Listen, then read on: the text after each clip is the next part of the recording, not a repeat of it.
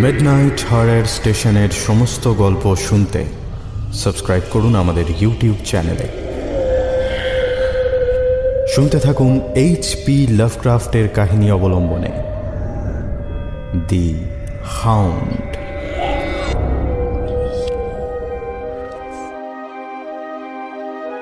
1922 সালের 16ই September Flatbush চার্চের লাগোয়া সমাধিক্ষেত্রে ঘুরে বেড়াচ্ছিলেন H.P. লাভক্রাফট। পরে এক বন্ধুকে তিনি চিঠিতে লেখেন, সমাধির আশেপাশে ভারী বিচিত্র সব জিনিস দেখতে পেলাম, বুঝলে।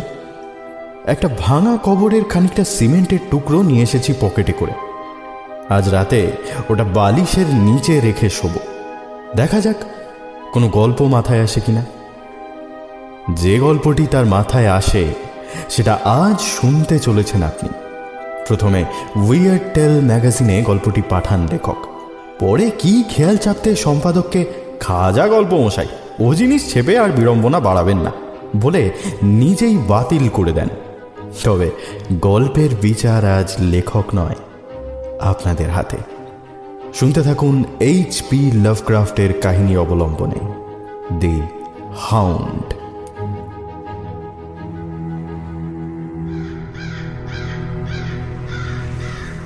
আমার অত্যাচারিত কানে এক অবিচ্ছিন্ন দুঃস্বপ্নের ডানা ঝাপটানোর শব্দ শুনতে পাচ্ছি। সেই সঙ্গে বহু দূরে একটি দৈত্যাকৃতি হাউন্ডের ডাক। না, স্বপ্ন নয়, ভয় কিংবা উন্মাদনা নয়। যা কিছু ঘটে গেছে তারপরে একে মনের ভুলও বলা যায় না। সেন্ট জনকে আমার সামনে এক বিভৎস মৃতদেহ হয়ে পড়ে থাকতে দেখেছি। কি করে তার এমন অবস্থা হলো তা কেবল আমি জানি, এবং জানি বলেই এই মুহূর্তে পিস্তল তুলে নিয়েছি হাতে, চেপে ধরেছি আমার কপালের রগে। কিছুক্ষণ পরে আমার মৃতদেহটাও এমন বিভৎস রূপ নিয়েই পড়ে থাকবে এখানে।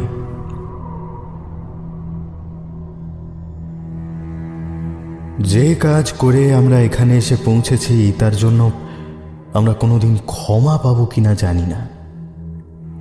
তবে আজ এই অবস্থায় ভীষণ মনে পড়ছে আমাদের শুরুর দিকের দিনগুলোর কথা।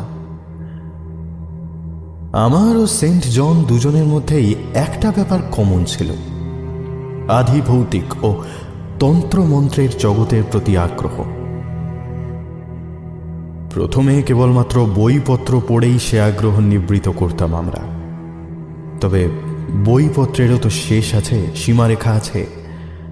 বলা বাহুল্য, কেবলমাত্র সেই পুঁথিগত বিদ্যায় আমাদের আগ্রহ সীমাবদ্ধ থাকল না। আমরা ঠিক করলাম এমন কিছু করব যাতে কাগজপত্র ও গল্পগাথার বাইরেও অলৌকিক আমাদের হাতে এসে ধরা দেয়। এমন কিছু যা নিষিদ্ধ কিন্তু যার সঙ্গে মিশে আছে পারলৌকিক জগতের হাতছানি। আমরা গ্রেভ রবিং শুরু করলাম। আমাদের অভিযানের সব কথা খুঁটিয়ে লেখা আমার পক্ষে সম্ভব নয়। প্রায় 1000 খানেক প্রাচীন কবর খোঁড়াখুঁড়ি করে বাড়ির নিচে গোপনে যে মিউজিয়ামটা আমরা বানিয়ে ফেলেছিলাম তার কোনো ক্যাটালগও বানানো হয়নি। আতঙ্ক ক্ষয়ের যে পৈশাচিক মহাজগৎ আমরা সেখানে জড়ো করেছিলাম তার কথা মনে করতেও চাই না। মাটির বহু নিচে ছিল সেই ঘর। সেখানে বিরাট ডানাওয়ালা ব্যাসাল্টের ডিমান্ডের মুখ দিয়ে নীল কিংবা কমলা আলো বেরিয়ে আসে। দেওয়ালে ঝুলন্ত প্রাগৈতিহাসিক যন্ত্রপাতি, সেই দেওয়ালের ভিতরে বোনা থাকে গোপন কলকবজা। যে কলকবজার কাজ বহুদিন পরে আবার আবিষ্কার করেছি আমরা।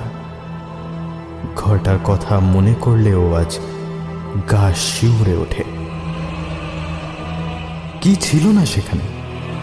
প্রাচীন মমি থেকে সদ্যমৃত মানুষের সংরক্ষিত দেহ, নানা আকৃতির কেটে নেওয়া মাথা, এমনকি শিশুর মৃতদেহ অবধি। একটা কাগজে মোড়া নিষিদ্ধ পোর্টফোলিও, তার মধ্যে কি আঁকা ছিল তা আমি বলতে পারবো না। আমাদের অভিযানে প্রায় প্রতিটিতেই উল্লেখযোগ্য কিছু ঘটত। রোজ অভিযানে বেরোতাম না আমরা। একমাত্র দৃশ্য, পরিবেশ, জলবায়ু, জ্যোৎস্না অনুকূল হলেই আমাদের মুড আসত। মাটির তলায় চাপা দেওয়া মানব সভ্যতার গোপন সব তথ্য যেন হাতছানি দিয়ে ডাকত আমাদের। সেন্ট জন হতো লিডার, সেই খবর জোগাড় করে আনত। খোঁড়াখুঁড়ির কাজটাও বেশিরভাগ তারই ছিল। আমাদের শেষ অভিযানের খবরটাও সেই এনেছিল। কোন দুর্ভাগ্যে আমরা হল্যান্ড চার্চইয়ার্ডের নাম শুনেছিলাম তা জানি না। সম্ভবত কোনো গুজব কিংবা লোককথা থেকে। গুজবটা অনেকটা এই রকম। ওই কবরস্থানে নাকি 500 বছর আগের এক মৃতদেহ শুয়ে আছে। যে শুয়ে আছে সে নিজেও নাকি আমাদের মতো গ্রেভ রবার ছিল। প্রাচীন এক স্থাপত্য থেকে নাকি অসম্ভব মূল্যবান কিছু চুরি করেছিল সে। লোকটার মৃত্যুর পর জিনিসটা আর কোথাও পাওয়া যায়নি। ফলে ধারণা করা যায় যে সেটা 500 বছর ধরে তার কফিনের ভিতরেই বন্দী হয়ে আছে। সেই রাতটার কথা আজও মনে আছে আমার। সারি দেওয়া কবরের উপরে শরতের চাঁদ উঠেছে। মাটির উপরে ভয়ানক কিছু ছায়া তৈরি করেছে তাতে। ঘাসের জমির উপর অন্ধকার মাখা গাছগুলো নুয়ে পড়েছে।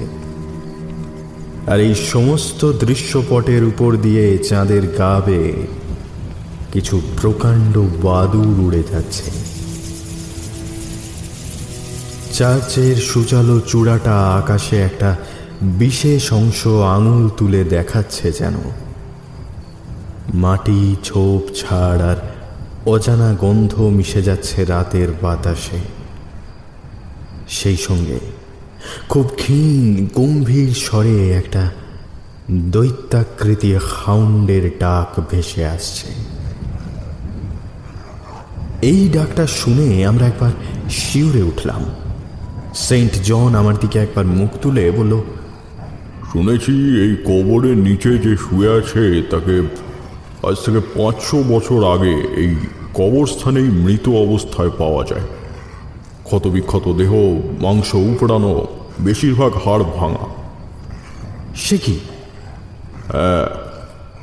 লোকের ধারণা হয়েছিল কোনো অতিকায় প্রাণী অতর্কিতে আক্রমণ করে ছিঁড়ে খেয়েছে তাকে।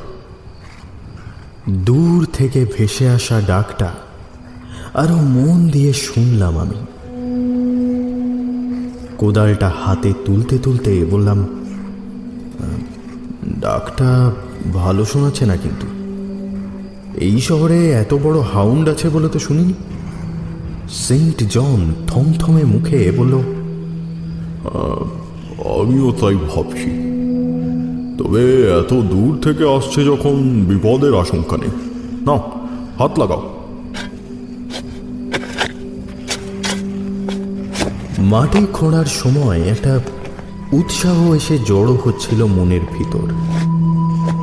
এই ফ্যাকাশে চাঁদ, ভয়াবহ ছায়া, কিম্ভূত গাছ, বৃহৎ বাদুড় আর মৃদু আর্তনাদ করে বয়ে চলা রাতের বাতাস মনের ভিতরে স্পর্ধার জন্ম দিচ্ছিল। খুঁড়তে খুঁড়তে একসময় শক্ত কিছুতে শাবল আটকে গেল আমাদের। নিচে তাকিয়ে দেখলাম একটা প্রায় পচতে শুরু করা আয়তাকার বাক্স। তার উপরে খনিজের স্তর জমে গেছে। সেই সব সরিয়ে বাক্সটা পরীক্ষা করলাম আমরা। ডালাটা কঠিন আর পুরু, তাতে সন্দেহ নেই, কিন্তু এতই পুরনো যে সেটা খুলতে আমাদের বেশি বেগ পেতে হলো না।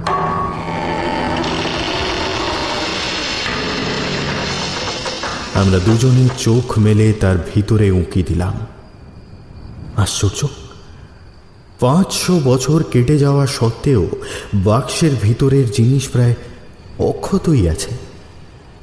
একটা কঙ্কাল, তার নানা জায়গার হাড় দাঁতের চাপে ভাঙা। তবে হাড়গুলো আলাদা হয়ে যায়নি। করটির উপর দাঁত এখনো স্পষ্ট। চোখের কোটর ফাঁকা। একসময় ওখানে আমাদের মতো এই দুটো হলদে লোভী চোখ ছিল। আমি সেটাই মন দিয়ে দেখছিলাম। এমন সময় সেন্ট জনের ক্লান্ত গলা শুনতে পেলাম। এটা কি বলতো? আলোটা সেখানে ফেলে দেখলাম কফিনের ভিতরে সবুজ পাথরের কবচ জাতীয় কিছু পড়ে আছে। সম্ভবত মৃত মানুষটা গলায় পড়তো সেটা।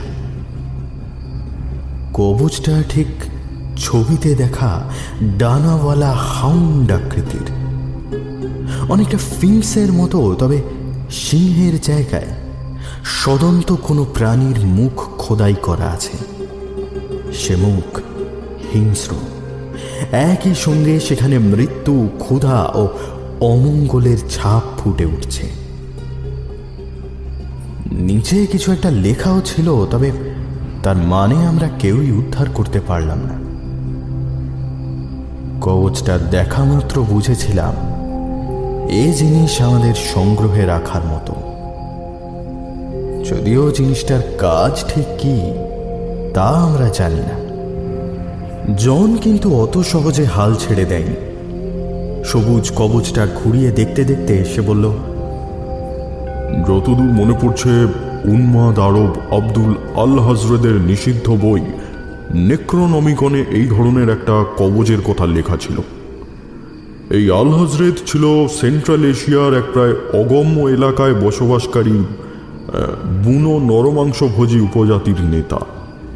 তার বর্ণনা অনুযায়ী যেসব জীবিত মানুষ কফিনে শায়িত মৃতদেহকে বিঘ্নিত কিংবা বিরক্ত করে, তাদের নিজেদের মৃত্যুর পর মাটির তলায় রুদ্ধ পরিবেশে তাদের আবার জেগে উঠতে হয়।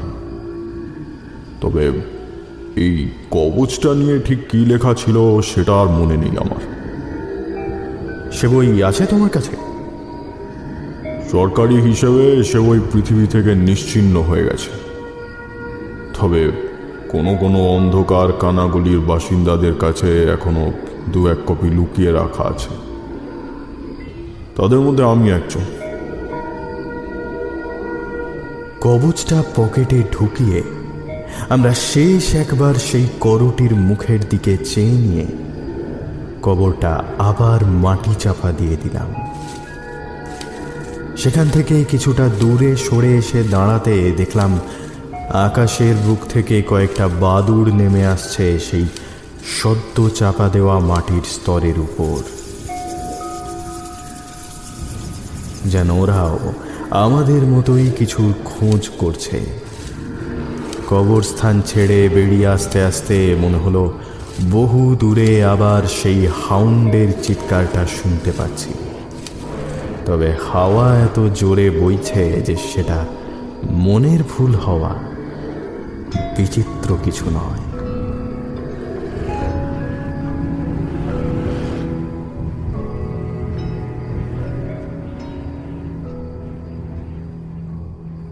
আমরা দুজনে ইংল্যান্ডে ফিরে আসার 1 সপ্তাহের মধ্যে অদ্ভুত কিছু ঘটনা ঘটতে শুরু করলো।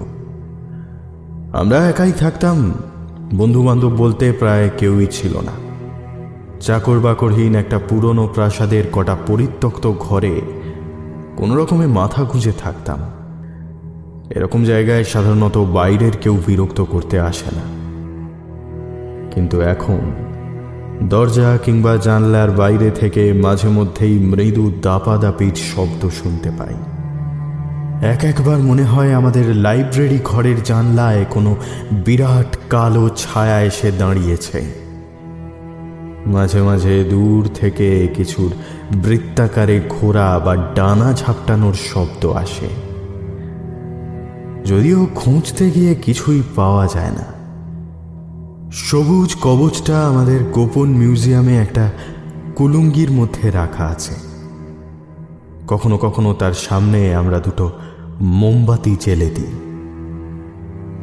এই কদিনে নেক্রোনমিকনটা তন্ন তন্ন করে পড়ে ফেলেছি আমরা, আর যা জেনেছি তাতে মনের ভিতরে ভয়টা কয়েক গুণ বেড়ে গেছে। সে ভয় সত্যি হতে বেশি দিন সময় নেয়নি। 24শে সেপ্টেম্বর রাতের কথা। ঘুমিয়ে পড়েছিলাম। এমন সময় আমার ঘরের দরজায় টোকা পড়ল। সেন্ট জন এসেছে ভেবে আমি গলা তুলে তাকে ভিতরে আসতে বললাম, ভিতরে এসো। কিন্তু তার উত্তরে দরজার ওপার থেকে একটা চাপা হাসির শব্দ শোনা গেল। আমি দ্রুত বাইরে বেরিয়ে দেখি করিডোর ফাঁকা, কেউ নেই সেখানে। জন? দুবার ডাকাডাকি করতে জনও বেরিয়ে এলো করিডোরে। আমার মুখের দিকে তাকিয়ে বলল, কি কি ব্যাপার বলো তো? তুমি টোকা দিচ্ছিলে আমার দরজায়? আমি আমি আজ সারা সন্ধে ঘর থেকেই বেরোইনি। আমি আর কিছু বললাম না। দুজনে মিলে কিছুক্ষণ আশপাশটা খোঁজাখুঁজি করলাম, কিন্তু কিছুই খুঁজে পাওয়া গেল না। একটা দীর্ঘশ্বাস ফেলে বললাম, হ্যাঁ, আমারই মনের ভুল তাহলে। আচ্ছা, শুভরাত্রি। একটু হেসে ফিরে যেতে যাচ্ছিল জন। আমি একটা হাত দিয়ে তার জামা খামচে ধরলাম। হে, শুনতে পাচ্ছ? কি? প্রশ্নটার উত্তর দেওয়ার আর দরকার পড়ল না। জনের মুখটাও রং হারাচ্ছে দ্রুত। শুধু এতদিন যা কেবল মনের ভিতরে কল্পনার আশ্রয়ে বেঁচেছিল, সেটা এবারে সত্যি হয়ে উঠেছে। বহু দূর থেকে কোনো অতিকায় হাউন্ডের চিৎকার কানে আসছে এখন।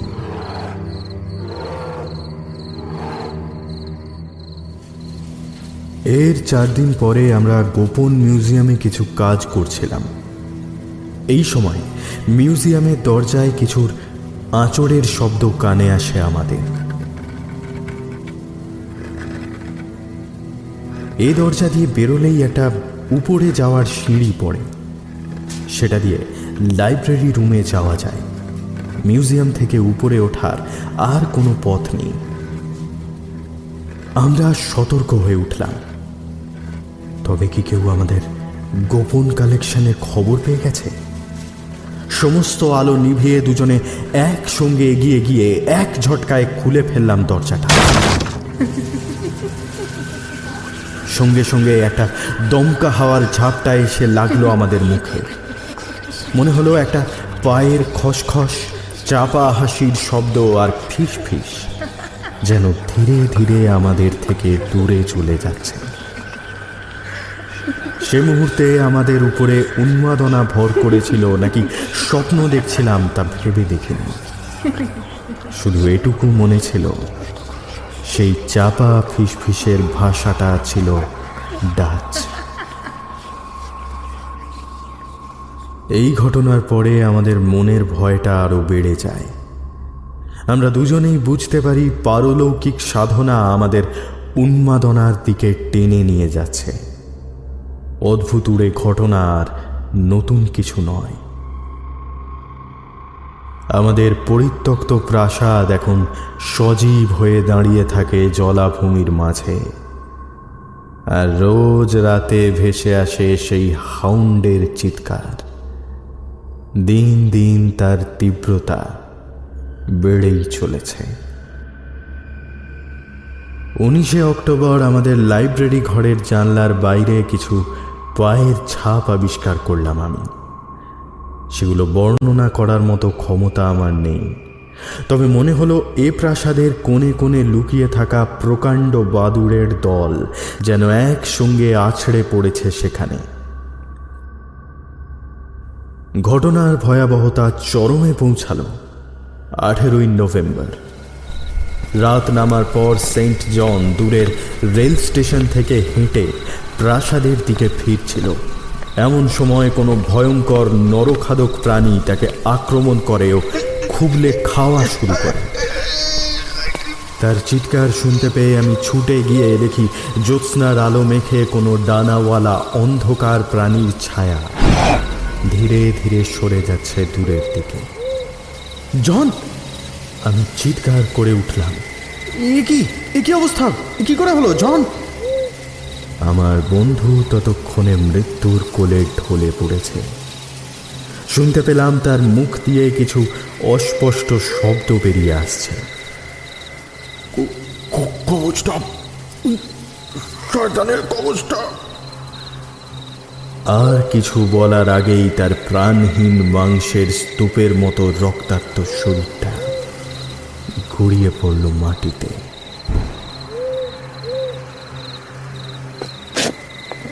পরদিন মাঝরাতে তাকে প্রাসাদের লাগোয়া বাগানে কবরস্থ করলাম আমি। বেঁচে থাকতে আমাকে একটি বিশেষ অনুরোধ করে গেছিল সে। বলেছিল মৃত্যুর পর তার দেহকে মাটি চাপা দেওয়ার আগে একটি বিশেষ মন্ত্র পাঠ করতে। সে মন্ত্রের শেষ শব্দটা বলার সঙ্গে সঙ্গে আমি শুনতে পেলাম দিগন্ত রেখার কাছ থেকে ভেসে আসছে সেই হাউন্ডের চিৎকার। আকাশে ঝলমলে চাঁদ উঠেছে, কিন্তু সেদিকে তাকাতে ইচ্ছা করল না আমার। মুখ ফিরিয়ে নিতে দেখলাম জলাভূমির উপরে একটা সাদা আবছা ছায়া একটা ঢিপি থেকে আর একটা ঢিপি অবধি ছুটে বেড়াচ্ছে। আমি কিছুক্ষণের জন্য সেখানেই মাটির উপরে বসে পড়লাম। কিছুক্ষণ পর উঠে দাঁড়িয়ে আর কোনো দিকে না তাকিয়ে কাঁপা কাঁপা পায়ে ছুটে ঢুকলাম বাড়ির ভিতর। এসে দাঁড়ালাম সেই মিউজিয়াম ঘরের কুলুঙ্গিতে রাখা সবুজ কবচটার সামনে। মনে হলো আরো উজ্জ্বল হয়ে উঠেছে তার রং, ঠিক কোনো প্রাচীন দেবতার মতো আমার কাছে আনুগত্য দাবি করছে সে।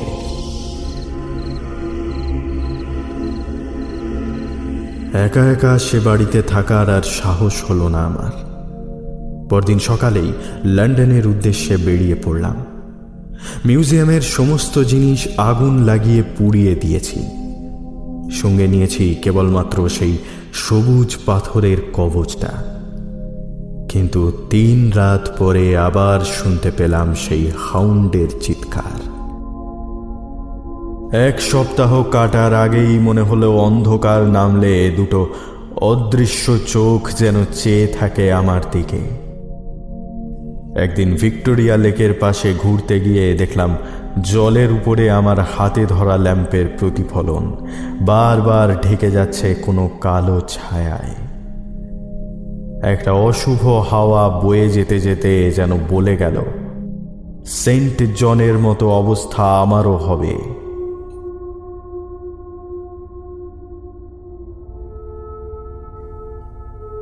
সিদ্ধান্ত নিলাম কবচটা ওর মালিকের কাছেই ফিরিয়ে দিয়ে আসতে হবে। তাতে কোনো লাভ হবে কিনা জানি না, কিন্তু এ ছাড়া কোনো উপায়ের কথা জানা নেই আমার। কবচটা একটা কাপড়ে জড়িয়ে হল্যান্ডের উদ্দেশ্যে বেরিয়ে পড়লাম। অতিকায় হাউন্ডটা আসলে কি এবং কেনই বা সে আমাকে অনুসরণ করে চলেছে তা আমার কাছে স্পষ্ট নয়। তবে কবচটার সঙ্গে সেটার যে কিছু একটা সম্পর্ক আছে তা নিয়ে সন্দেহ নেই। কিন্তু যে উদ্দেশ্যে বাড়ি থেকে বেরিয়েছিলাম তার গোটাটাই ভেস্তে গেল। রটারডামে যে হোটেলে আমি থাকছিলাম সেখানেই কবচটা আমার ঘর থেকে চুরি যায়। পরদিন সকালের কাগজে এক হাড় হিম করা খবর পড়লাম। শহরের এক প্রান্তে চোরেদের একটা আস্তানা ছিল। গতকাল রাতে সে আস্তানায় জড়ো হয়েছিল তারা। ঠিক সেই সময়ে কোনো অজ্ঞাত প্রাণী আক্রমণ করে তাদের এবং ছিঁড়ে খুঁড়ে খায়। আশপাশের এলাকার লোক কাল রাতে নাকি এক অতিকায় হাউন্ডের চিৎকার শুনেছে।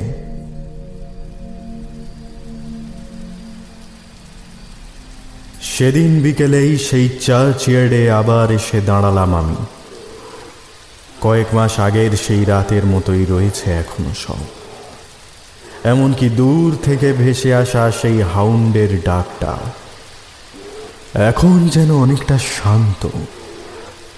আমি সেই কবরটার কাছে যেতে যেতে সেটা থেমে গেল। কবরের উপরে বসে থাকা এক ঝাঁক বাদুড়ের দলকে ভয় দেখিয়ে তাড়ালাম। মনে হলো আমার থেকে কবরটা ঢেকে রাখার উদ্দেশ্য ছিল তাদের। আজ আমি এখানে কেন এসে পৌঁছেছি তা নিজেও জানি না।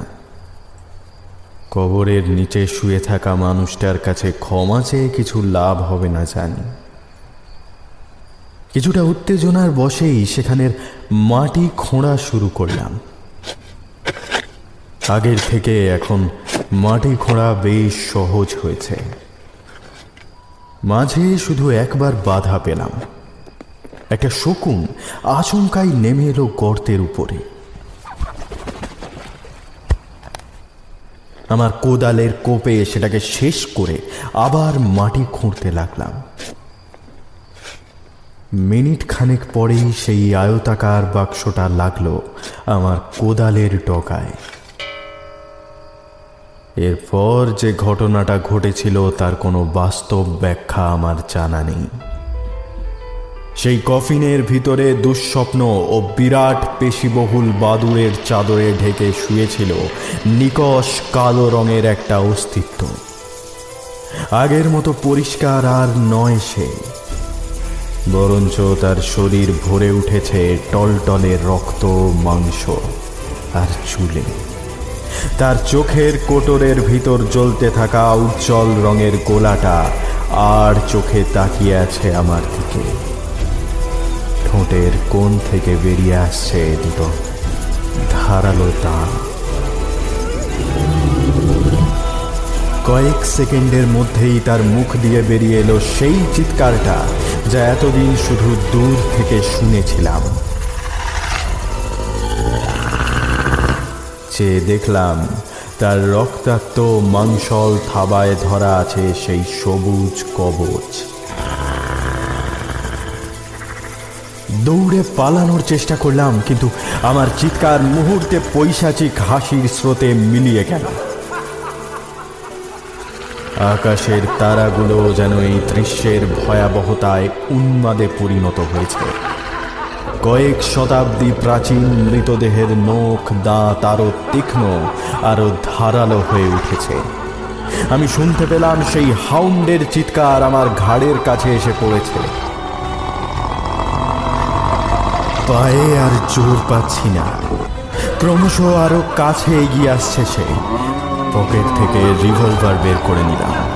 এই যন্ত্রটাই এখন আমাকে অন্তহীন নরকের হাত থেকে মুক্তি দিতে পারে।